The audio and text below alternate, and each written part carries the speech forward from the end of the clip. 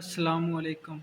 मैं हूं अकबर अली। तो आज हम नाइन्थ क्लास लेक्चर 1.3 स्टार्ट करने जा रहे हैं। तो इसमें हम बेसिक डेफिनेशन डिस्कस करेंगे। तो सबसे पहले हम मैटर के बारे में बताते हैं कि मैटर क्या है। Anything has mass and occupy space. कोई भी चीज़ जो वज़न रखती हो और जगह घेरती हो वो मैटर यानी मादा कहलाता है। इसके हम मिसाल की बात करें तो इसमें हमारे पास हमारा जिस्म हो गया और इस तरह की दूसरी चीज़ें, मसलन एक पेंसिल है। कोई भी चीज़ है जो वज़न भी रखती है और जगह भी घेरती है वो हमारे पास मैटर है। तो मैटर के हमारे पास तीन हालतें होती हैं: सॉलिड, लिक्विड एंड गैस। हमारे पास मैटर सॉलिड में भी होता है, लिक्विड हालत में भी होता है एंड गैशियस हालत में भी होता है। नेक्स्ट हम बात करेंगे सब्सटेंस की कि सब्सटेंस क्या है। A piece of matter in pure form is called substance। कि मैटर का कोई छोटा सा हिस्सा या टुकड़ा जो कि खालिस हालत में पाया जाए उसे हम सब्सटेंस कहते हैं। इसकी फिक्स्ड कंपोजिशन होती है, उसके साथ इसकी स्पेसिफिक प्रॉपर्टीज और करैक्टर हैं। नेक्स्ट हम बात करेंगे मिक्सचर की। मिक्सचर सब्सटेंस का उल्टा यानी कि उसका अपोजिट है। The impure form of matter is called mixture. यानी कि हमने प्योर फॉर्म को कहा था सब्सटेंस और impure form of matter is called mixture. के मैटर की गैर शफाफ हालत को हम मिक्सचर कहते हैं जिसमें कोई ना कोई मिलावट हो। मिक्सचर के लफ्ज़ से भी पता चल रहा है कि मिलावट यानी उसमें कुछ मिक्स कर देना। विच कैन बी होमोजीनियस और हेट्रोजीनियस इन इट्स कंपोजिशन, जो कि होमोजीनियस भी हो सकते हैं और हेट्रोजीनियस भी हो सकते हैं, यानी कि होमोजीनियस मिक्सचर और हेट्रोजीनियस मिक्सचर। अब हम बात करते हैं होमोजीनियस मिक्सचर और हेट्रोजीनियस मिक्सचर की। तो होमोजीनियस मिक्सचर वो होते हैं जिनकी हमारे पास कंपोजिशन यूनिफॉर्म होती है, जबकि हेट्रोजीनियस मिक्सचर वो होते हैं जिनकी कंपोजिशन यूनिफॉर्म नहीं होती बल्कि वो मुख्तलिफ होती है। होमोजीनियस मिक्सचर की हमारे पास मिसाल है एयर, गैसोलीन और आइसक्रीम, जबकि हेट्रोजीनियस मिक्सचर हम सॉयल हो गया, रॉक एंड वुड को हम हेट्रोजीनियस मिक्सचर के तौर पर कंसीडर करते हैं। नेक्स्ट हम बात करते हैं सब्सटेंस की। दो हालतें होती हैं, प्रॉपर्टीज़ होती हैं, physical properties and chemical properties. ये जो फिजिकल प्रॉपर्टीज़ हैं इनका ताल्लुक फिजिकल स्टेट से है क्योंकि ये उसकी फिजिकल स्टेट से ताल्लुक रखती हैं। इसमें हम इसका melting point, boiling point, smell, taste वगैरह को चेक करते हैं और इनकी कंपोजिशन जो है वो सेम रहती है। यानी कि अगर हमारे पास कोई हमारे पास कोई भी एलिमेंट है और अगर हम उसका मेल्टिंग बॉइलिंग पॉइंट चेंज करते हैं तो उसकी जो कंपोजिशन है वो वही रहेगी, वो चेंज नहीं होगी। मिसाल के तौर पर हमारे पास वाटर है, तो इसके अगर हम मेल्टिंग बॉइलिंग पॉइंट चेंज कर भी दें तो हमारे पास जो इसकी कंपोजिशन है वो वही H2O ही रहेगी। अब हम बात करते हैं केमिकल प्रॉपर्टीज़ की। जो हमारे पास केमिकल प्रॉपर्टीज़ हैं ये डिपेंड अपॉन कंपोजिशन, यानी कि ये एटम या एलिमेंट की कंपोजिशन पर डिपेंड करती हैं। Chemical change form composition change form new substance. अगर हम इसमें केमिकल चेंज कोई करते हैं, मसलन इसमें कोई हम रिएक्शन करवाते हैं या कोई इसमें केमिकल चेंज आता है तो इसकी जो कंपोजिशन है वो भी चेंज हो जाती है। तो कंपोजिशन चेंज होने से हमारे पास एक न्यू सब्सटेंस या हमारे पास एक न्यू मॉलिक्यूल बन जाता है और उसकी कंपोजिशन चेंज हो जाती है। जो उसकी पहली हालत है वो बिल्कुल तब्दील हो जाती है। उसका पहली के साथ कोई रिलेशन नहीं रहता बल्कि वो उससे बिल्कुल मुख्तलिफ एक नई चीज़ बन जाती है। अब हम बात करेंगे एलिमेंट की। तो अर्ली इन यानी कि शुरू में हमारे पास ओनली 9 एलिमेंट्स थे, जो कि हमारे पास carbon, gold, silver, tin, mercury, lead, copper, iron and sulphur थे। तो ये वो 9 एलिमेंट्स थे जिन्हें हम शुरू में जानते थे कि हमारे पास एलिमेंट हैं। तो एलिमेंट क्या, जब हम एलिमेंट बोलते थे तो हमारे जहन में ये 9 एलिमेंट आ जाते थे कि हमारे पास ये 9 एलिमेंट हैं, जिनमें carbon, gold, silver, tin, mercury, lead, copper, iron and sulphur शामिल थे। लेकिन बाद में इन 19th सेंचुरी या 19th सेंचुरी के एंड में हमने 63 एलिमेंट्स डिस्कवर किए। यानी कि 19th सेंचुरी के एंड तक हमने ये सर्च की कि हमारे पास सिर्फ 9 एलिमेंट नहीं है बल्कि और भी हैं। तो हम 63 एलिमेंट तक जाके पहुँचे कि हमने 63 एलिमेंट्स को हमने डिस्कवर कर लिया। लेकिन अब हमने 118 एलिमेंट तक रसाई हासिल कर ली है।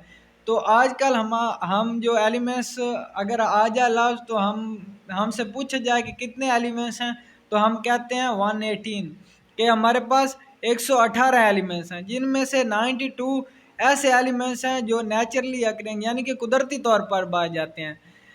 अब हम अगर डेफिनेशन की इसकी बात करें, एलिमेंट की डेफिनेशन की, तो वो हमारे पास है, it is a substance made up of same type of atom having same atomic number can not be decompose to simple substance. तो एलिमेंट हमारे पास ऐसे सब्सटेंस हैं जो एक जैसे एटम से मिलकर बने हुए हैं और उनका एटॉमिक नंबर सेम है, और जो कि डिकम्पोज होकर सादा सब्सटेंस में तब्दील नहीं होते, can not be decompose to simple substance, जो सिंपल सब्सटेंस में डिकम्पोज नहीं होते। ये हमारे पास एलिमेंट की डेफिनेशन है। तो अगर हम बात करें कि नेचुरली अकरिंग जो हमारे पास कुछ एलिमेंट्स हैं, तो उनके हमारे पास जो अर्थ पर या जो उसकी कंपोजिशन है, तो उसकी कंपोजिशन की बात करें तो अर्थ क्रस्ट में हमारे पास ऑक्सीजन 47% पाई जाती है, जबकि सिलिकॉन 28% पाई जाती है और एलुमिनियम 7.8% पाई जाती है।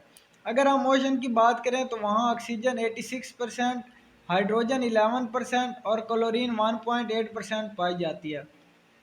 अब हम आते हैं अपने एटमॉस्फेयर की तरफ कि हमारे एटमॉस्फेयर में इनकी क्या कंपोजिशन है। तो नाइट्रोजन की बात करें तो ये सबसे ज़्यादा 78% पाई जाती है, ऑक्सीजन 21% एंड आर्गन 0.9% हमारे एटमॉस्फेयर में पाई जाती है। अच्छा, on the basis of their properties, इनकी यानी कि इन खसूसियात की बिना पर हम एलिमेंट्स को 3 हालतों में डिवाइड करते हैं, जिनमें metal, non metal and metalloids. Metal में हम मेटल के मेटल यानी कि एलिमेंट्स को काउंट करते हैं, नॉन मेटल में नॉन मेटल को, और मेटलाइड में हम दोनों को ही शामिल करते हैं, यानी कि मेटल और नॉन मेटल को। तकरीबन 80% एलिमेंट्स जो हैं वो हमारे पास मेटल हैं। जो हमारे पास टोटल एलिमेंट्स हैं उनमें से 80% ऐसे हैं जो सिर्फ मेटल हैं। तो नेक्स्ट अब हम बात करते हैं जनाब सैम्बल की, कि सैम्बल क्या होते हैं। तो ये हमारे पास कोई इंग्लिश, लैटिन या ग्रीक वर्ड हैं जिनके ज़रिए हम एलिमेंट्स को या एटम को शो करते हैं। हम कोई एक लफ्ज़ लिख देते हैं जिससे हमें पता चल जाता है कि हम कौन से एटम की बात कर रहे हैं। तो ये हमारे पास, जैसे अगर हम एच लिख दें तो हमें ये पता चल जाता है कि हम हाइड्रोजन की बात कर रहे हैं। अगर हम यहाँ पर HE लिख दें तो हमें पता चल जाएगा कि हम हीलियम की बात कर रहे हैं। अगर हम C लिख देते हैं तो हम कार्बन की बात कर रहे हैं। ये हमने कुछ सैम्बल दिए हुए हैं। और इसकी एक सबसे अहम बात कि हमारे पास एक unique property of an element है, वो है वैलेंसी। तो अब हम बात करेंगे कि वैलेंसी है क्या। ये एक कैपेसिटी होती है, यानी कि इन्हें जोड़ने की जो सलाहियत होती है एक दूसरे के साथ, कंबाइनिंग कैपेसिटी। इस दूसरे एलिमेंट के साथ एक एलिमेंट की जो बॉन्ड बनाने की या कंपेयरिंग करने की जो उसकी कैपेसिटी होती है, या उसे हम वैलेंसी कहते हैं। तो ये डिपेंड करती है number of electron on in the outer most shell, यानी कि हमारे आउटर मोस्ट शेल में कितने नंबर ऑफ इलेक्ट्रॉन है, ये उस पर डिपेंड करती है। और इससे हमें पता चलता है कि हमारे जो एलिमेंट्स हैं उनकी कितनी वैलेंसी है। नेक्स्ट हम बात करेंगे कंपाउंड की। कंपाउंड हमारे पास, हम अब कंपाउंड की डेफिनेशन करते हैं। A substance made up of two और more elements chemically combined together in a fixed ratio by mass. As a result element lose their own properties and form new substance that have different properties. ये हम compound की अगर बात करें तो इसमें हमारे पास जो पहले वाला हमारा कंपाउंड है उसमें हम केमिकली चेंज ले आते हैं। ये यानी कि अगर एक एलिमेंट दूसरे के साथ अगर कोई केमिकली कंबाइन होता है या कोई बॉन्ड बनाता है तो वो अपनी तमाम खसूसियात खो देता है और एक नए सब्सटेंस की शक्ल अख्तियार कर लेता है जो अपनी अलग प्रॉपर्टीज़ या खसूसियात रखता है जिसकी पहले के साथ कोई तल्लक नहीं होता। It can not broken down by simple physical method. इसे हम सादा फिजिकल मेथड के ज़रिए तोड़ नहीं सकते, यानी कि दोबारा हम इसे पिछली हालत में नहीं लेकर जा सकते। अगर हम इसकी रेशो की बात करें तो जैसे हमारे पास कार्बन डाइऑक्साइड है तो ये हमारे पास इसकी 12:32 है। और अगर हम बात करें इसके साथ वैसे अगर इसकी बात करें तो ये 3:8 भी हम इसे लिखते हैं बाय मास। अगर वाटर की बात करें तो इसमें भी हमारे पास जो इसकी रेशो है वो है H2O की 1:8 बाय मास। ये हमारे पास मास के ज़रिए इसकी रेशो है। अब अगर हम इसकी बात करें कंपाउंड्स की तो compounds can be classified as ionic और कोवलेंट। हम इसे आयोनिक और कोवलेंट के ज़रिए इनको हम दो चीज़ों में, आयोनिक और साथ में हम कोवलेंट में हम इसे क्लासिफाइड करते हैं। तो आयोनिक कंपाउंड्स क्या हैं? Ionic compounds do not exist in independent molecular form. जो हमारे पास आयोनिक हैं ये इंडिपेंडेंट तौर पर नहीं रह सकते मॉलिक्यूलर फॉर्म में। They form a 3 dimensional crystal lattice. ये 3 डायमेंशनल क्रिस्टल लैटिस बनाकर रहते हैं। इन विच आइन is surrounded by oppositely charge आइन।